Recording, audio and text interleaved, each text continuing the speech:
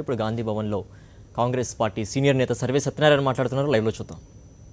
ఒక retired justice high court justice తోని పెట్టి ఒక కమిషన్ ఈవీఎంలన్నీ భద్రపరిచే ఉన్నాయి, ఇంకా కలెక్టరేట్లోనూ స్ట్రాంగ్ రూమ్లోనూ ఉంటాయి. అవన్నిటినీ వెరిఫికేషన్ చెప్పి మ్యానిపులేషన్ ఆర్ అదర్వైజ్ తేలాలంతే.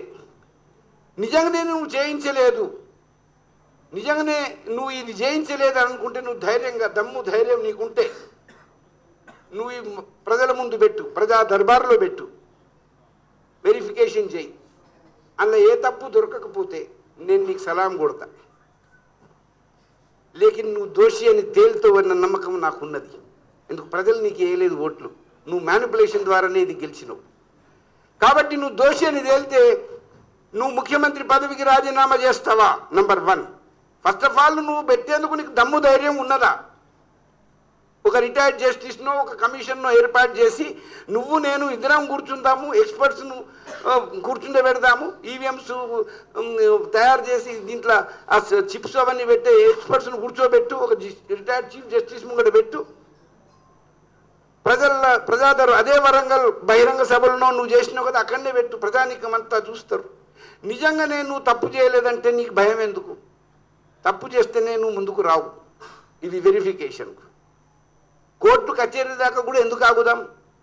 నీ మీద ఈ అపనింద ఎందుకు? సర్వే సత్యనారాయణ అంటున్నాడు, నేను నిస్వార్థంగా గెలిస్తేనే ప్రజలు నన్ను ఇన్ని ప్రజా వ్యతిరేక విధానాలు అవలంబించిన, ఇంత నిరంకుశత్వ పాలన చేసినా కానీ, కుటుంబ పరిపాలన నడిపించినా కానీ ప్రజలు నన్నే ఆదరించిండ్రు, ముందెన్నడూ లేనంత ఆదరణ నాకు వచ్చింది అన్న ధైర్యం నీకు ఉన్నట్లయితే మరి నువ్వు ఇది ముందు పెట్టు. నిజంగానే దాంట్లో ఏ తప్పు దొరకకపోతే నేను నీకు సలాం కొడతా.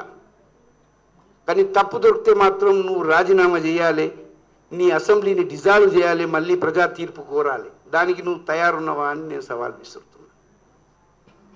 పరకాల నియోజకవర్గంలో వరికోలు గ్రామం అని ఉన్నది. కాంగ్రెస్కు ఒక్క ఓటు వస్తుందండి ఆ గ్రామంలో, ఒకటే ఓటా, కేవలం ఒకటే ఓటు. నీకు 2400 ఓట్లు వచ్చినాయి 17 నెలల్లో. ఇంత ప్రజా వ్యతిరేకం. నువ్వు రుణాలు మాఫీ చేయలేదు, ఆత్మహత్యలు చేసుకున్నారు. వరికోలు గ్రామం. నువ్వు రైతులు చచ్చిపోయినరు, పత్తి రైతులు ఇంకా చస్తూనే ఉన్నారు. ఇంటికో ఉద్యోగం ఇయ్యలే, డబుల్ బెడ్రూమ్ కట్టలే, 3 ఎకరాల దరిద్రుల కన్నా ఇయ్యలే, ముస్లింలకు 12% రిజర్వేషన్ అన్నావు ఇయ్యలే, షెడ్యూల్ ట్రైబ్కు 12% రిజర్వేషన్ అన్నావు ఇయ్యలే, నువ్వు లంబర్ తండాలన్నీ గ్రామ పంచాయతీలు చేస్తావన్నావు ఇయ్యలే, కాంట్రాక్ట్ లేబర్ను పర్మనెంట్ చేస్తావన్నావు, కాంట్రాక్ట్ లేబర్ సిస్టమే నాకు ఈ రాష్ట్రంలో ఉండదన్నావు, అది చేయకపోతేవి.